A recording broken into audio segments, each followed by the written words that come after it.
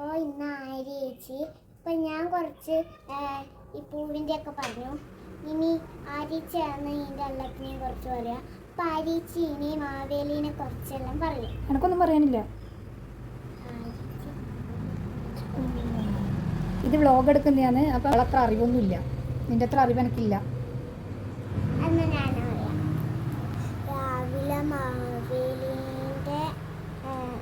രാവിലെ മാവേലി വന്നേരം എൻ്റെ ഏട്ടനും ആയിഷേട്ടൻ്റെ ഫ്രണ്ട്സും ആയിഷേട്ടൻ്റെ കുറച്ച് ഫ്രണ്ട് എല്ലാത്തിലും ഉണ്ടായിന്.